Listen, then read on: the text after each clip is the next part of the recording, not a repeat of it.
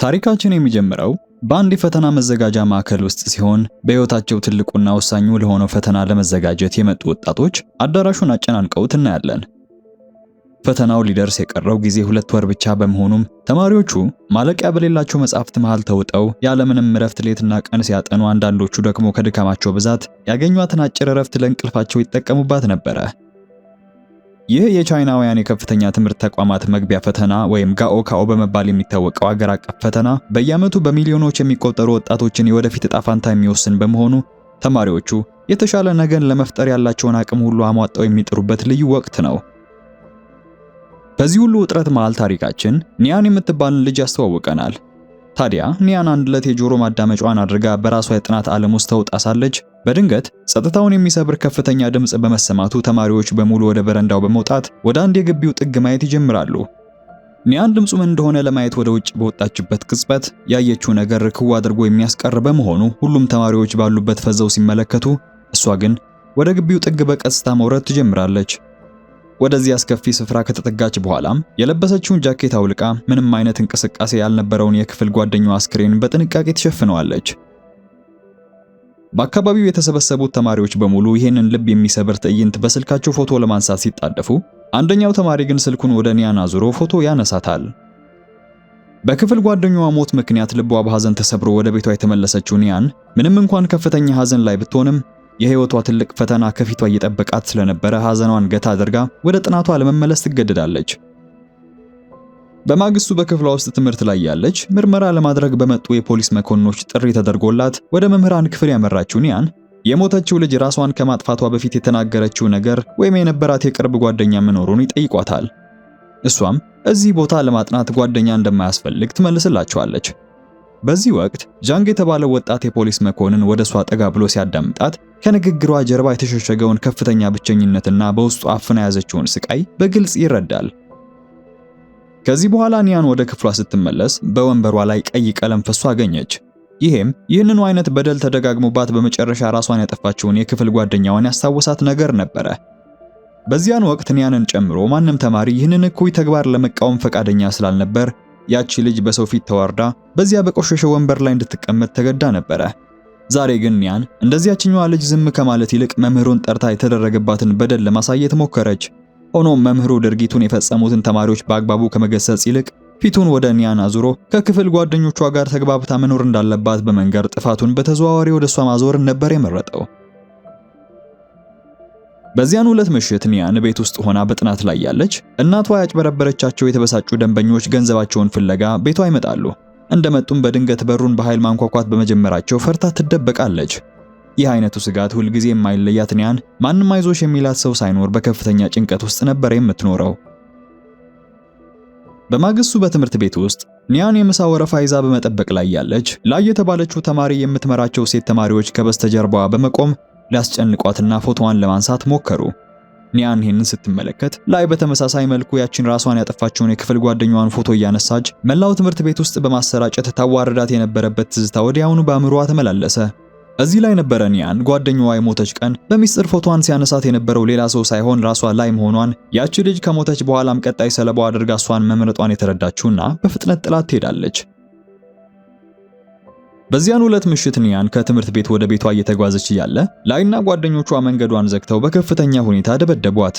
ኒያን ግን አሁንም ቢሆን ምንም አይነት ድምጽ ሳታሰማ በዚያው በለመደችው ዝምታዋ ወደ ቤቷ ማምራትን ነበር የመረጠችው። በዚህ ዕለት የገዛ ዕዳዋን ከሚጠይቋት ሰዎች ለመሰወር ስትል አብዛኛውን ጊዜ ቤት የማትገኘው እናቷን ባልተለመደ ሁኔታ ቤት አገኘቻት። እኚህ እናትና ልጅ የሚገጥማቸውን መከራ ሁሉ ተቋቁመው በሕይወት እንዲቀጥሉ የሚያደርጋቸው ብቸኛ ተስፋ ኒያን የመግቢያ ፈተናውን በከፍተኛ ውጤት አልፋና በቻይና ውስጥ ወደሚገኘው ታዋቂ ዩኒቨርሲቲ መግባት መቻሏ ብቻ ነበረ። በማግስቱ ምሽት ኒያን ላይ ልታገኛት እንደምትችል እያሰበች በጭንቀት ወደ ቤቷ ስታመራ ያየችው ነገር ጉዞ እንድታቆም ያደርጋታል።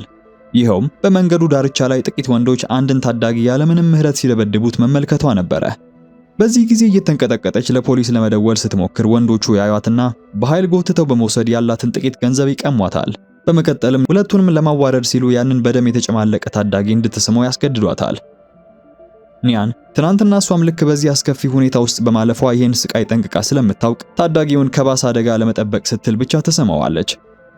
በዚህ ጊዜ ወንዶቹ በሳቅ ሲያሽካኩ ያንን ምቹ አጋጣሚ የተጠቀመው ታዳጊ በኃይል መልሶ በማጥቃት እንዲበተኑ ያደርጋቸዋል። ግርግሩ እንደበረደም በድብደባው ክፉኛ ቆስሎ ወደሚፈሰው የነበረው ይሄ ቤይ የተባለው ታዳጊ ወደ ኒያን ቀና ብሎ አንድ ጊዜ ከተመለከታት በኋላ ጥሏት ይሄዳል። ወደ ቤት ከተመለሰች በኋላ በነበረው ግርግር ስልኳ እንደተሰበረ ያየችው ኒያን በነጋታው ከኤቲኤም ገንዘብ ስታወጣ ቤይ እነዚያ ልጆች የዘረፏትን ገንዘብ ሊመልስላት ከፊት ለፊቷ ቆሞ አገኘችው። እሱም ገንዘብ እንዳታወጣ በማሰብ ወደ ስልክ ጥገና ቤት ይዟት ሄድና ስክሪኑን ራሱ መቀየር ይጀምራል። በዚህ ጊዜ ቤይ ኒያን ስልክ ማስተካከል ከየት እንደለመደ ለጠየቀችው ጥያቄ የተሰረቁ ስልኮችን እንደሚሸጥ በግልጽ ከመለሰላት በኋላ ያለችበትን ሁኔታ ስለተረዳ ክፍያ ከከፈለችው ጥበቃ ሊያደርግላት እንደሚችል ገለጸላት። እሷ ግን በድብደባ የቆሰለው አካሉን እየተመለከተች ራሱን እንኳን መጠበቅ እንደማይችል ስትነግረው መጎዳት የዕለት ተዕለት ሕይወቱ አካል መሆኑን ይገልጽላታል። ከቆይታ በኋላም ቤይ ወደ ቤቷ ሊሸኛት እንደሚፈልግ ሲነግራት ኒያን ግን ፈቃደኛ አልነበረችም። ቢያንስ እንኳን ስሟን ለማወቅ ፈልጎ የነበረ ቢሆንም አሁንም ፈቃደኛ ባለመሆኗ እንዴት ከዚህ ቅርርብ በኋላ ስሟን ለመናገር እንዳልፈለገች እያሾፈ ጠየቃት።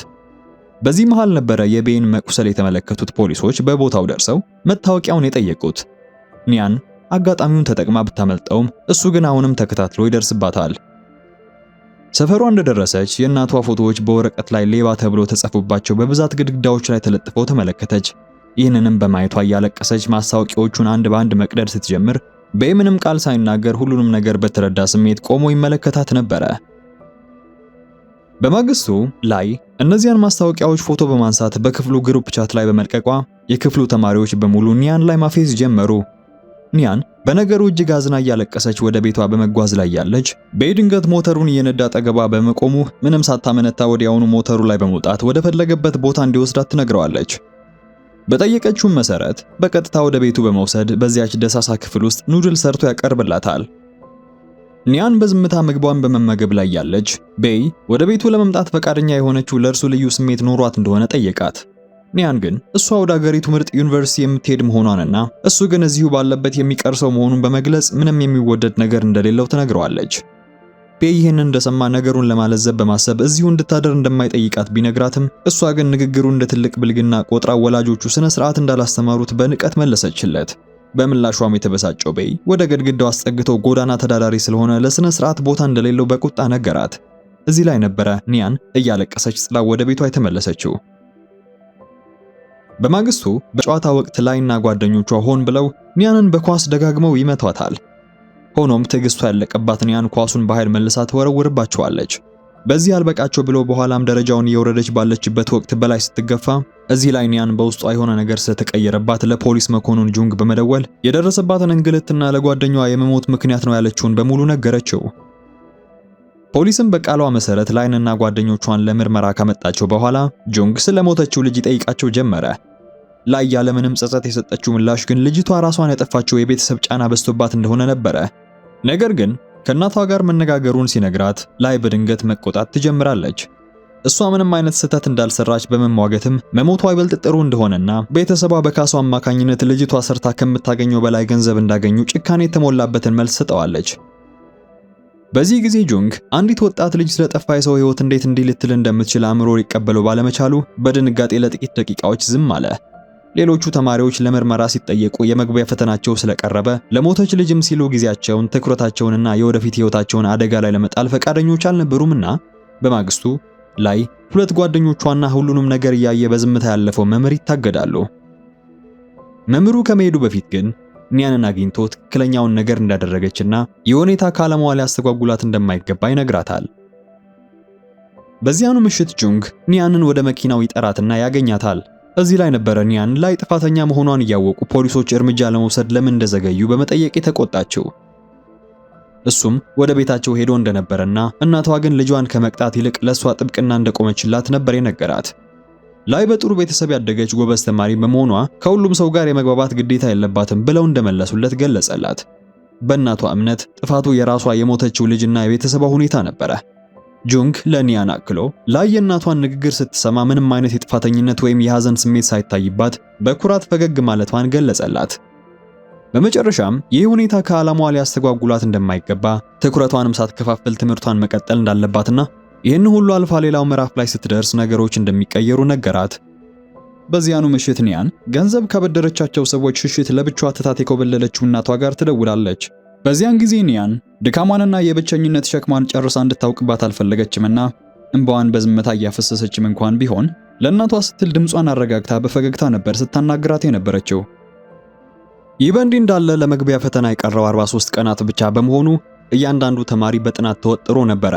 ይሁንና የሚወዱት መምህር በመሄዱ ምክንያት ማንም ከአዲሱ ተተኪ ጋር ሊላመድ ስላልቻለ ኒያን ያንን መልካም ሰው እንዲለቅ ያደረገችው እሷ እንደሆነች ማሰቡ አልቀረም።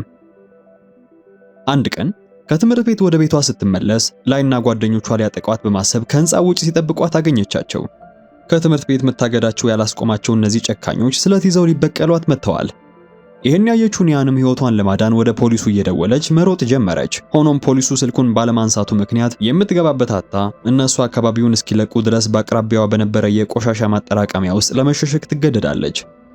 ያንን ዕለት ምሽት ለደህንነቷ በከፍተኛ ሁኔታ የሰጋችው ኒያን ቀደም ሲል ቤን አስቸጋሪና ህግ የማይገዛው ሰው አድርጋ ብታስበውም አሁን ግን ውጫዊ ገጽታው የማይናገረውን አንድ ትልቅ እውነት ስለተረዳች ወደ እሷ አመራች። እነዚህ የተንቀባረሩና ተምረናል የሚሉ ልጃገረዶች የሌላቸው ሰብአዊነት በውስጡ እንዳለ ስላወቀች ምንም እንኳን የምትከፍለው ገንዘብ ባይኖራትም ከጥቃት እንዲጠብቃት በልመና ትጠይቀዋለች። ቤይም ምንም አይነት ማቅማማት ሳያሳይ በሰውነቷ ላይ ያሉትን ቁስሎች በሙሉ ካከመላት በኋላ አልጋውን ለሷ ትቶ ሶፋው ላይ ተኛ። በዚህ ዕለት ሁለቱም እንቅልፍ ባይናቸው ሳይዞር ሌሊቱን ሙሉ የልባቸውን የተጫወቱ ሲያድሩ በመካከላቸው በቃላት የማይገለጽ ልዩ ስሜት መፈጠር ይጀምራል። በማግስቱ ጠዋት ኒያን በውስጡ አዲስ ብርታት አድሮባት ወደ ትምህርት ቤቷ አመራች። ለዚህ መተማመኗ ምክንያት ቤይ ነበረ። እሱም ምንም ቃል ሳይተነፍስ ራቅ ብሎ እየተከተለ በጥንቃቄ ይጠብቃት ስለነበር ሁልጊዜም በጭንቀት የምትታወቀው ኒያን ለመጀመሪያ ጊዜ ፊቷ በፈገግታ ደምቆ መታየት ጀመረ። ከዚያም ማለፍ ሲል በዚያኑ ምሽት ላይና ጓደኞቿን አግኝቶ ከኒያን እንዲርቁ በጥብቅ ስላስፈራራቸው ኒያን ያለምንም ስጋት መጽሐፎቿን ገልጣ ማጥናት ትጀምራለች። አንድ ቀን ቤይ ራሱ በደብደባ ቆስሎ እያለ ሁለት ወንዶች አንድን ትንሽ ልጅ ለስርቆት የተጠቀሙበት ሲመለከት ጣልቃ ይገባና አካባቢውን ጥለው እስኪጠፉ ድረስ ይታገላቸዋል። በውጫዊ ገጽታው መጥፎ ቢመስልም ውስጡ ግን በእውነተኛ ደግነት የተሞላ ልጅ ነበርና ኒያን ጋር ወደ ትንሽ አፓርታማቸው ከተመለሱ በኋላ አይኖቿን እንዳይዝሉ በማሰብ በአይነቱ የተሻለ መብራት ጠረጴዛዋ ላይ ያዘጋጅላታል። እነዚህን መልካም ነገሮች በሙሉ ቃላት አውጥቶ ባይናገራቸውም የሚያደርጋቸው ነገሮች ሁሉ ለራሱ ያለውን ጥልቅ ሐሳቢነት በግልጽ የሚመሰክሩ ነበሩ። በማግስቱ የላይ የቀድሞ ጓደኛ ወደ ኒያን በመምጣት ላይ አዲስ የምታጠቃው ሰው ስላጣች ወደ እሷ እንደዞረች ነገረቻት። በመቀጠልም ያሷን ከጥቃት የሚጠብቃት ሰው ለሷም ጥበቃ ሊያደርግላት የሚችል ከሆነ ስትጠይቃት ኒያን እሷ ራሷ አጅባት ወደ ቤቷ እንደምትሄድ ትገልጽላታለች። በአንድ ምሽት በየዕለት ጉርሱን ለማግኘት በሚያደርገው አደገኛ ስራ ምክንያት ለመመልከት እንኳን በሚያሰቅቅ ሁኔታ መላ አካሉ ቆስሎ ወደ ቤት ይመለሳል። በዚያ ምሽት ሁለቱም በጸጥታ ጎን ለጎን ተኝተው ሳለ ኒያን ህመም እየተሰማው መሆኑን ጠየቀችው። ቤይም እንደለመደው ህመሙን ዋጥ አድርጎ ምንም እንዳልተፈጠረ ነገራት። አክሎም አባቱ ጥሎት እንደሄደና እናቱም ብትሆን ሌላ ወንድ ተከትላ እንደጠፋች የህይወት ታሪኩን በሙሉ ካጋራት በኋላ በህይወቱ ውስጥ ህመም እየተሰማው መሆኑን የጠየቀው የመጀመሪያው ሰው እሷ መሆኗን ነገራት። ያኔ የሁለቱም እንባ በአንድነት መፍሰስ ጀመረ። ከዚህ ቀደም ለየብቻቸው ሲጋፈጡት የነበረ ከባድ ህይወት ሸክም አሁን በአንድነት መሸከም በመጀመራቸው ህይወታቸው በእጅጉ እየቀለለላቸው መጣ። በአንድ ወቅትም በመካከላቸው የነበረው ስሜት ከተራ ጓደኝነት አልፎ ቃል ያላወጡለት ነገር ግን በጥልቅ የሚሰማቸው ልዩ ነገር እየሆነ በመምጣቱ ኒያን ሁሉንም ነገር ትተው ከዚህ ራቅ ወዳለ ስፍራ አብረው እንዲጠፉ ትጠይቀዋለች። አንድ ቀን ፖሊሶች ቤይና ጓደኞቹ ከሱ ጋር ምንም ግንኙነት በሌለው ወንጀል ጠርጥረው ድንገት በቁጥጥር ስር ያውሏቸዋል። በዚህ ጊዜ ኒያን ከትምህርት ቤት ውጭ ቆማ እሱን ብትጠብቀውም እሱ ግን በመታሰሩ ምክንያት ስልኩን ሊያነሳላት አልቻለም። እዚያው ግራ ተጋብታ ቆማ ሳለችም ከዚህ ቀደም አብራት ወደ ቤት ትሄድ የነበረችው ልጅ ከሩቅ ሆና በትኩረት የተከታተለቻት መሆኑ ስታይ በውስጧ አንድ መጥፎ ነገር ሊፈጠር ይመስል ፍርሃት ይሰማታል። ያቺ ልጅ ከጅምሩም አብራት ስትጓዝ የነበረችው ኒያን ብቻዋን የምትሆንበት ምቹ አጋጣሚ ለመጠበቅ በመሆኑ በውስጧ ያደረባት ያ መጥፎ ፍርሃት ልክ ነበረ። ይህንን አጋጣሚ ስትጠብቅ የነበረችው ላይም ከግብረ አበሮቿ ጋር በመሆን ኒያንን ያለምንም ርኅራኄ ተደበድባት ጀመረች። ጸጉሯን ቆርጠው ልብሷንም ቀደው አቅመቢስ በሆነችበት ሁኔታ ላይ እየሳቁ ቪዲዮ ሲቀርጿት በዚህ ሁሉ ኒያን አቅም አጥታ በዝምታ ከማልቀስ ውጪ ሌላ አማራጭ አልነበራትም። ብዙም ሳይቆይ ቤይ ከስር ይፈታና እንደወጣ ወዲያውኑ ለኒያን ይደውላል። ሆኖም ምንም ምላሽ ባለማግኘቱ በቀጥታ ወደ ቤት ሲያመራ እዚያ እንደደረሰ ባየው ነገር ልቡ ይሰበራል። ኒያን ልብሷ ተቀዶና ደም ተበክሎ ላይም የቀደደችባትን የመማሪያ መጽሐፎች በዝምታ መልሳ ስታጣብቅ ነበር ያገኛት። ይህን ሲመለከት ስሜቱን መቆጣጠር ያቃተው ቤይ ወዲያውኑ ወጥቶ እነዚያን ልጆች ላይ እርምጃ መውሰድ ቢፈልግም ኒያን ግን አጥብቃ በመያዝ እንዲረጋጋ ታደርገዋለች። ከዚያም የፀጉር መላጫውን በማንሳት እነዚያ ልጃገረዶች ያበላሹትን የፀጉሯን ቁርጥ ካስተካከለ በኋላ ይህ ህመም የሷ ብቻ እንዳልሆነ እንድታውቅ ስለፈለገ የራሱንም ፀጉር ይላጨዋል። እንዲህ እያለ በአገሪቱ ውስጥ ትልቁ የፈተና ቀን ይደርሳል። በዕለቱ ከጠዋት ጀምሮ ዝናብ ያለማባራት እየዘነበ የነበረ ቢሆንም ቤይ ግን ይሄ ሳይበግረው እንደ ወትሮ በዝምታ ከሩቅ ሆኖ እየጠበቃት ነበረ። ኒያንም ዝግጅቷን ጨርሳ ወደ ፈተናው ክፍል በማቅናት ፈተናዋን ትጀምራለች።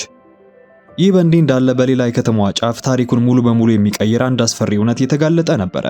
ይኸውም በጣለው ከባድ ዝናብ ምክንያት የተዘጋ መንገድ በመጥረግ ላይ የነበሩ ፖሊሶች ባልተጠበቀ ሁኔታ የአንዲት ወጣት አስክሬን ማግኘታቸው ሲሆን ብዙም ሳይቆይ አስክሬኑ የላይ መሆኑን ይረጋገጣል። ከዚህ በኋላ ፖሊስ በአካባቢው ከነበረ የደህንነት ካሜራ ባገኘው ፍንጭና ባደረገው ምርመራ ላይ ከመጥፋቷ በፊት ኒያንን ትከታተላት እንደነበረ፣ ቤይ ደግሞ ሁልጊዜ ያንን እየተከተለ እንደሚጠብቃት ስለደረሰበት ዋና ጥርጣሬው በሁለቱ ላይ በማድረግ ምርመራውን ያጠናክራል።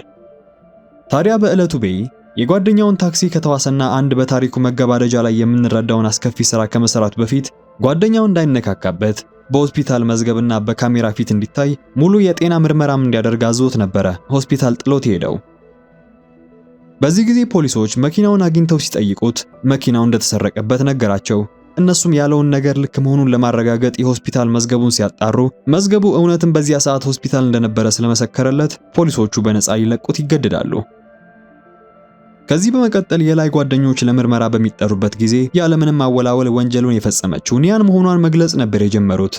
ይሁን እንጂ ፖሊስ ለምን ይሄን እንዳደረገች ማብራሪያ ሲጠይቃቸው ማናቸውም በዚያ ምሽት በኒያን ላይ የፈጸሙትን አስከፊ ድርጊት ለመናገር ድፍረቱ አልነበራቸውምና ዝምታን ይመርጣሉ። በዚሁ ሰዓት መርማሪ ጁንግ በዚያች ምሽት ላይና ቡድኖቿ በኒያን ላይ የፈጸሙትን ዘግናኝ ድርጊት በሙሉ የሚያሳይ የቪዲዮ ማስረጃ ይደርሰዋል። መርማሪው ምስሉን እንዳየና በቀጥታ ወደ ኒያን ቤት እንዳቀና የፀጉሯን መቆረጥ ተመልክቶ ውስጡ ሐዘን ቢጤ ተሰማው። ሆኖም ሙያዊ ግዴታውን ከመፈጸም ወደ ኋላ ሳይል ኒያንን በቁጥጥር ስር አውሎ ይዟት ይሄዳል። የፖሊስ ምርመራው እንደቀጠለም ኒያንን ድርጊቱን የፈጸመችው በላይ በቀል ለመውሰድ እንደሆነ ደጋግመው ይወነጅሏታል። እሷ ግን ክሱን በተደጋጋሚ ማስተባበሏን ትቀጥላለች። በዚያች ምሽት የተፈጸመባትን ግፍ ለምን ለፖሊስ እንዳላመለከተች ለቀረበላት ጥያቄም ትኩረቷን ሙሉ በሙሉ በፈተና ላይ ማድረግ ፈልጋ እንደነበረ በመግለጽ በመጨረሻም በዚያች ወሳኝ ምሽት የት እንደነበረች ለጠየቋት ጥያቄ ቤቷ እንደነበረች ትመልስላቸዋለች። ከዚህ በመቀጠል መርማሪ ጁንግ በቀጥታ ወደ ዋና ቢሮ አዛዥ በማምራት የጉዳዩን ጭብጥ በግልጽ ማስረዳት ጀመረ።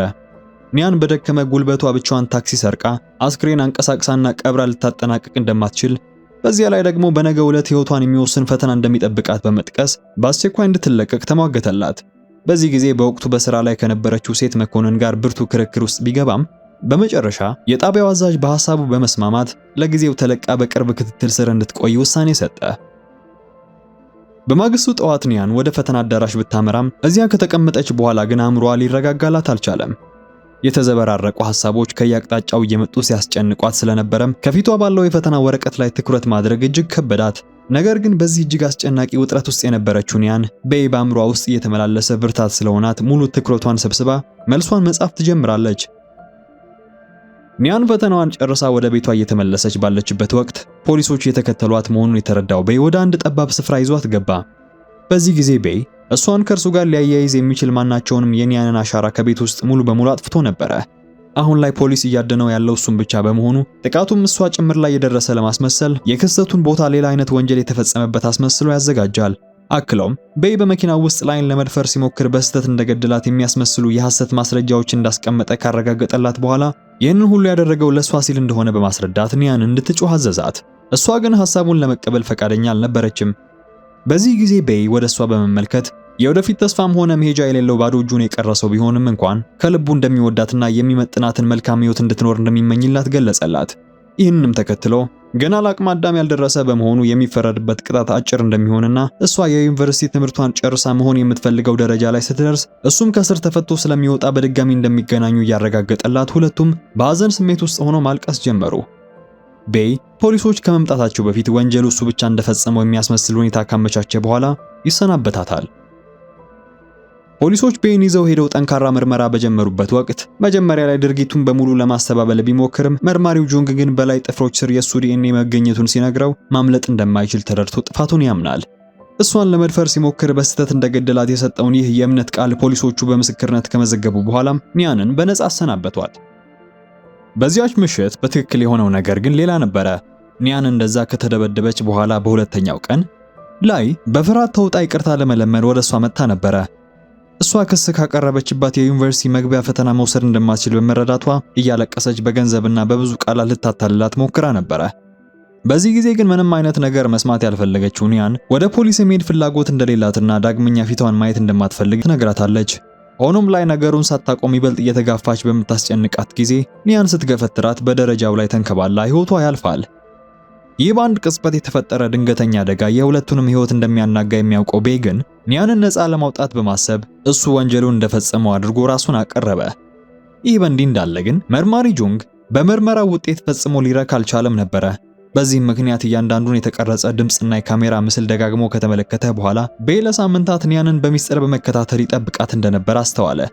ይህንን ያየው መርማሪው ወንጀሉን አብረው እንደፈጸሙት ለመረዳት ብዙ ጊዜ አልወሰደበትምና ወዲያውኑ ኒያንን ወደ ጣቢያው መልሰው በመጥራት ፖሊሶቹ በታሪካቸው ውስጥ ክፍተት ለመፈለግ ሁለቱንም ለየብቻ በተለያየ ዘዴ እንዲጠይቋቸው አደረገ። በአንድ ወቅት ፖሊሶቹ በዚያን ምሽት በኒያን ላይ የተፈጸመውን መጥፎ ድርጊት የሚያሳይ ቪዲዮ ለቤይ ያሳዩታል። ይህንን ማየት ያስችለው እንደሆነ በጠየቁት ጊዜም የቤይ ልብ በሐዘን ቢሰበርም ምንም እንዳልተፈጠረ አድርጎ የቪዲዮ ጥራት የተሻለ ቢሆን ጥሩ ነበር በማለት ይመልስላቸዋል። በዚህ ንግግር በጣም የተናደደው መርማሪ ኒያንን በቤይ ፊት አቁሞ ለምን እንደሚዋሹ በጠየቃቸው ጊዜ ወደ ቤይ ተመልክታ እንደማታውቀው በመናገር ፊቱን በጥፊ ትመታዋለች። በዚህ ጊዜ ቤይ እሱ በነገራት መሰረት የገባችለትን ቃል እየጠበቀች ነበርና ፈገግ ይላል። ፖሊሶቹ ኒያንን ቢለቋትም መርማሪ ጁንግ ግን ሐሳብ ይዞት ነበረ። በዚህም ምክንያት አንዲት የሥራ ባልደረባው ቤይ ከመጀመሪያው ጀምሮ ይችን ልጅ ለመጠበቅ እየሞከረ እያለ አሁን እሷን ጥፋተኛ ለማድረግ ለምን እንደሚፈልግ ትጠይቀዋለች። ጁንግም የአንድ ሰው እጆች በፈጸሙት ጥፋት ሌላ ሰው ለዓመታት እስር ቤት ቢገባ ያለ ሕሊናው እረፍት እንደማይሰጠው ያስረዳታል። ቀናት አልፈው ቤይ በእስር ላይ ያለ ብሔራዊ የዩኒቨርሲቲ መግቢያ ፈተና ውጤት የሚገለጽበት ቀን ይደርሳል። ኒያን በጣም ከፍተኛ ውጤት በማምጣቷ እናቷ በደስታ ብትፈነድቅም እሷ ግን ምንም አይነት ስሜት አልተሰማትም ነበረ። በዚህ መሃል መርማሪ ጁንግ እንኳን ደስ አለሽ ለማለት ወደ ቤቷ መጥቶ ከቆየ በኋላ ሊወጣ ሲል ቆም ብሎ ሌላም ዜና እንዳለና እሷ ላይ ጥቃት ሰንዝሮባት የነበረው ቤይ የሞት ፍርድ እንደተፈረደበት ይነግራታል። ኒያን በድንጋጤ ባለችበት ደርቃ እሱ ገና እድሜው ያልገፋ ልጅ መሆኑን ብትናገርም ጆንግ ግን ቤይ እንደዋሻትና አዋቂ መሆኑን በመግለጽ እውነታውን አስረዳት።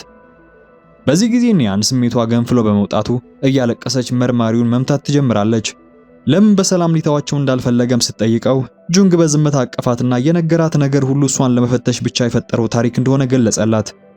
ቤይ ገና ፍርድ ባያገኝም ቅጣቱ ግን በጣም ከባድ እንደሚሆን ይገልጽላታል። በእሷ ላይ የደረሰው ግፍ በሰነድ የተደገፈና ለረጅም ጊዜ የዘለቀ በመሆኑ ፍርድ ቤቱ እውነቱን ካወቀ የሁለቱንም ቅጣት እንደሚቀንስ አስረዳት። በዚህም ሁለቱ በጋራ የሚቀጡት ቅጣት እሱ ብቻውን ከሚቀበለው እጅግ እንደሚያንስ በመንገር ሲያባብላት ኒያንም በመጨረሻው እውነቱን ለመናገር ተስማማለች። ጁንግ ወደ ቤይ ይዟት ከተጓዘ በኋላ ሁለቱም በእስር ቤቱ መስተዋት ተቃራኒ እንደቆሙ ምንም አይነት ቃል ሳይለዋወጡ በዝምታ እንባቸው መፍሰስ ጀመረ። ፍርድ ቤቱም ኒያን የደረሰባትን መከራ ከግምት ውስጥ በማስገባትና ሁለቱንም ጥፋታቸውን በማመናቸው ቅጣታቸው ወደ 4 ዓመት ዝቅ አድርጎላቸው በተለያዩ አቅጣጫዎች ወደሚገኙ እስር ቤቶች እንዲወሰዱ ያደርጋል። ከ4 ዓመታት በኋላ ኒያን ከእስር ቤት ወጥታ በአንድ ትምህርት ቤት ውስጥ በአስተማሪነት መስራት ትጀምራለች። አንድ ቀን በክፍል ውስጥ እያስተማረች ሳለም አንዲት ተማሪ ራሷን አቀርቅራና ዝም ብላ በሐሳብ ስትብሰለሰል ተመለከተች። ኒያን ቀደም ሲል እሷ ራሷ በዚህ አይነት ሁኔታ ውስጥ አልፋ ስለነበረ የተማሪዋን ስሜት ወዲያውኑ በመረዳት ትምህርቱ እንደተጠናቀቀ ወደ ተማሪዋ ተጠግታ ካሁን በኋላ በየቀኑ ወደ ቤቷ አብራት እንደምትሄድ ትነግራታለች። ከዚህ በኋላ ኒያን ከተማሪዋ ጎን ለጎን እየተጓዘች መንገዱን ስትቀጥል ቤይ ቀድሞ በገባው ቃል መሰረት እሷን እየጠበቀ ጥቂት እርምጃዎች ራቅ ብሎ ከኋላ ይከተላታል። ሁለቱም ያለምንም ቅሬታ የፍርድ ጊዜያቸውን አጠናቀው ያንን አስቸጋሪ መከራ በጋራ በመሻገር አሁን በመጨረሻ ነፃነትና ደስታ የሞላበት አዲስ ሕይወታቸውን በጋራ መምራት ሲጀምሩ ታሪካችን እዚህ ላይ ያበቃል።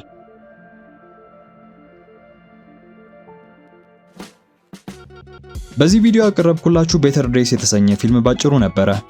ቆይታችሁን ከወደዳችሁት ቪዲዮውን ላይክ፣ የሲኒማ ቤት የዩቲዩብ ቻናልንም ሰብስክራይብ በማድረግ ቤተሰብ መሆን አትርሱ። በተረፈ ግን የተቀማችሁን ዙፋን ለማስመለስ ስትል ድራገኖቿን ይዛ ስለመጣች ሕፃን የሰራው ታሪክ ቪዲዮ አለ። ስክሪኑን ተጭናችሁ መመልከት ትችላላችሁ። እኔም በሱ ቪዲዮ መልሼ አገኛችኋለሁ።